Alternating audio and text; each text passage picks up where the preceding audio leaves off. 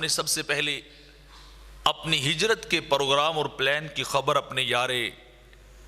غار صدیق اکبر کو بتائی، ان سے اپنی گفتگو شیئر کی کہ اے ابوبکر، رب کائنات نے، خالق ذوالجلال نے مجھے مکہ سے ہجرت کرنے کا جب حکم دیا ہے تو میں یہاں سے ہجرت کر کے دوسری جگہ مدینہ، یعنی اس وقت یثرب تھا، میں یثرب جانا چاہتا ہوں۔ تو ابوبکر صدیق رضی اللہ تعالیٰ عنہ نے بڑے اشتیاق اور چاہت سے سرکار کی بارگاہ میں عرض کی کہ حضور آپ تنہا جائیں گے یا کسی کو ساتھ بھی لے کے جائیں گے؟ تو آقا علیہ الصلوۃ والسلام نے ارشاد فرمایا کہ ہاں ابوبکر، میرے ساتھ تم چلو گے، بس یا تم ہوگے ہجرت میں یا میں ہوں گا، تیسرا ہمارے ساتھ کوئی بندہ جو ہے وہ ہجرت کرنے والا نہیں ہوگا، ہم دونوں جو ہے وہ یہاں سے چلیں گے اور پھر مدینہ طیبہ جو ہے وہ روانہ ہو جائیں گے۔ تو جیسے ابوبکر صدیق رضی اللہ تعالیٰ عنہ کو آقا علیہ الصلوۃ والسلام نے بتلایا تو اسی دن ابوبکر صدیق گئے تو دو خوبصورت جانور اونٹنیاں خرید کے لے آئے اور ان کی پرورش کرنی شروع کر دی، ان کو پالنا شروع کر دیا اور بڑی بڑی اچھی اچھی چیزیں کھلاتے تھے، چارہ اچھا ڈالتے تھے، ان کو بھوکا نہیں رہنے دیتے تھے، بر وقت ان کو پانی پلاتے تھے، کس لیے کہ جب سرکار حکم فرمائیں گے تو میں یہ اپنی اونٹنی پیش کر دوں گا، ایک اونٹنی پہ سرکار ہوں گے اور دوسری اونٹنی پہ میں ابوبکر ہوں گا۔ تو کم و بیش 3 ماہ تک ابوبکر صدیق ان اونٹنیوں کی جو ہے وہ رکھوالی کرتے رہے، تیاری میں لگے گئے کہ نہ جانے کب حکم آئے گا اور میں ہمدم بن کے سرکار کے ساتھ جاؤں گا، مجھے یہ آپ کی رفاقت نصیب ہوگی، آپ کی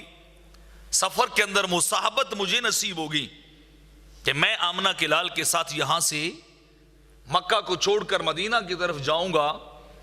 تو ابوبکر صدیق رضی اللہ تعالیٰ عنہ اسی دن سے انہی تیاریوں کے اندر مصروف ہو گئے اور ہر دن اسی انتظار میں رہتے تھے کہ اللہ جانے وہ ماہی کا پیغام کب آئے گا، وہ سرکار کا سندیسہ اور اذن اور حکم جو ہے وہ کب ہوگا اور میں جو ہے وہ ہجرت کے لیے سرکار کے ساتھ جاؤں گا۔ تو جب وہ وقت آیا، آقا علیہ الصلوۃ والسلام ابوبکر صدیق کے گھر تشریف لائے، پروگرام بنایا اور بنا کے جب سرکار نکلے وہاں سے تو کیفیت کیا تھی کہ کفار مکہ کو بھی تھوڑی بہت سن گن تھی اس بات کی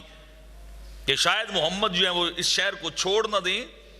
اور وہ قتل کا ارادہ اور منصوبہ بنا کے بیٹھے ہیں کہ انہیں قتل کر دیا جائے اور ہر خاندان کے ایک ایک فرد اور جوان سرکار کے مکان اور در دولت کے سامنے تلوار لے کے کھڑا کر دیا۔ اور کیفیت کیا بنی کہ آقا علیہ الصلوۃ والسلام نے مولا کائنات کو اپنے بستر پہ سلایا اور سلا کے ان کے سامنے سے نکلے، گزر رہے ہیں اور رب کائنات نے نگاہوں کے اوپر اتنے پردے ڈالے کہ کوئی دیکھ بھی نہیں سکا ہے، انہیں خبر ہی نہ ہوئی کہ سرکار گزر گئے، نکل گئے۔ کافی دیر کے بعد ایک اجنبی آیا، اندھیرے میں آ کے پوچھا، او جوانوں بتلاؤ یہاں تلواریں لیے کس لیے کھڑے ہو، یہاں تلواریں سونت کے کیسے کھڑے ہو؟ تو نے کہا تو نہیں جانتا ہم محمد کو نعوذ باللہ قتل کرنے آئے ہیں۔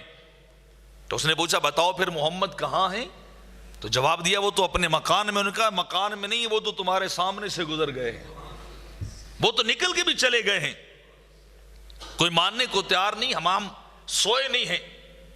ہمیں اونگ نہیں آئی، ہماری آنکھ نہیں بند ہوئی، ہم نے آنکھ نہیں جھپکی ہے، ہم بڑی مستعدی کے ساتھ، بڑی چلاکی اور چستی کے ساتھ کھڑے، الرٹ کھڑے ہیں کہ آج محمد گزر نہیں سکتے ہیں۔ لیکن کیفیت کیا تھی؟ سرکار نے مٹی پھینکی اور پھینک کے سرکار گزر گئے۔ رب کائنات نے پھر اس پھینکنے کی ادا کو بھی قرآن کے اندر ذکر فرمایا، وما رمیت اذ رمیت ولکن اللہ رما،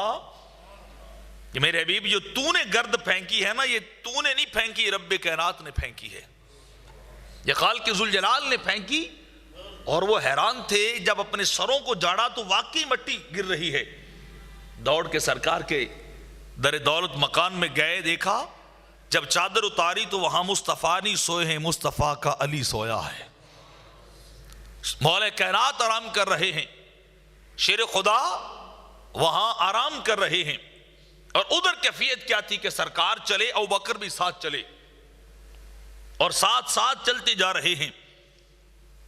تن تنہا، صرف دو ذوات، کوئی اور کسی کو پتا خبر بھی نہیں، رات کے گھٹا ٹوپ اندھیروں کے اندر آگے آگے سرکار چلتے جا رہے ہیں، ابوبکر پیچھے چل رہے ہیں، کبھی دائیں ہو جاتے ہیں دوڑ کے سرکار کے، کبھی بائیں ہو جاتے ہیں سرکار کے، کبھی ابوبکر سرکار کے سامنے ہو جاتے ہیں، اور کبھی بدل کے پہلو سرکار کے پیچھے آ جاتے ہیں۔ سفر کے دوران ابوبکر کی یہ بے چینی اور کیفیت چلتی جا رہی ہے کہ سرکار کے دائیں بائیں ہوتے جا رہے ہیں، آگے پیچھے ہوتے جا رہے ہیں۔ قریب آ کر صلوات والسلام نے پوچھا، ابوبکر جی حضور، فرمایا یہ دائیں بائیں کیوں ہوتی ہو؟ کبھی ادھر آ جاتے ہو ہمارے، کبھی ادھر آ جاتے ہو ہمارے، کبھی آگے کبھی پیچھے چلے جاتے ہو، آرام سے ایک جانب ایک طرف ہو کے کیوں نہیں چلتے؟ تو عرض کی حضور میں تو اپنی فکر نہیں کر رہا، میں تو آپ کی فکر کر رہا ہوں، مجھے ڈر لگ رہا ہے کہیں آپ پہ کوئی بدبخت حملہ نہ کر دے، تو اچانک خیال آتا ہے کہ کوئی آپ کی رائٹ سائڈ سے نہ آ جائے، تو میں دوڑ کے ادھر آ جاتا ہوں کہ اگر پہلے کوئی تلوار تیر آئے تو وہ آپ کو نہ لگے، وہ ابوبکر کو لگے، حملہ ہو تو وہ ابوبکر کے اوپر ہو۔ پھر خیال آتا ہے نہیں شاید کوئی بائیں جانب سے، لیفٹ سائڈ سے نہ کوئی آ جائے، تو حضور میں دوڑ کے اس جانب آ جاتا ہوں کہ ادھر بھی آپ کی رکھوالی اور آپ کی حفاظت کر لوں۔ پھر کبھی سامنے کا خیال آتا ہے، کبھی پیچھے کا خیال آتا ہے، تو حضور میں ہر پہلو بدل بدل کے چل رہا ہوں، میں سمتیں اور ڈائریکشنیں تبدیل کر کے چینج کر کے چل رہا ہوں کہ کہیں آپ پہ کوئی بدبخت حملہ نہ کر دے، کیونکہ حضور وہ ہمارے دشمن نہیں ہے، وہ تو آپ کے دشمن ہیں، وہ جان ابوبکر کی نہیں لینا چاہتے، وہ جان تو آمنہ کے لال کی لینا چاہتے ہیں۔ تو میں اس لیے دوڑ دوڑ کے حضور کبھی آپ کی کس جانب ہو جاتا ہوں، کبھی آپ کے کس جانب ہو جاتا ہوں، کہیں آپ کو نقصان نہ ہو جائے، کہیں آپ کے اوپر حملہ نہ ہو جائے۔ تو حضور میں اس لیے جو ہے وہ جہتے بدلتا جا رہا ہوں، اور میں تو سمجھتا ہوں کہ ابوبکر کا یہ انداز ویسے ہی تھا جیسے شمع کے گرد پروانہ دوڑتا ہے، جب شمع جل رہی ہو تو پروانے پلٹ پلٹ کے آتے ہیں، جہتے اور سمتیں بدل بدل کے آتے ہیں، ہر بار طور اتوار بدل کے آتے ہیں کہ شاید اس جانب سے ہمیں کچھ خاص مل جائے، اس پہلو سے ہمیں کچھ خاص مل جائے، اگلے پہلو سے ہمیں کچھ خاص انوار مل جائیں۔ تو جیسے پروانے شمع کے گرد طواف کرتے ہیں، آج اس تنہا رات کے اندر ابوبکر بھی سرکار کی ذات کا طواف کر رہے ہیں۔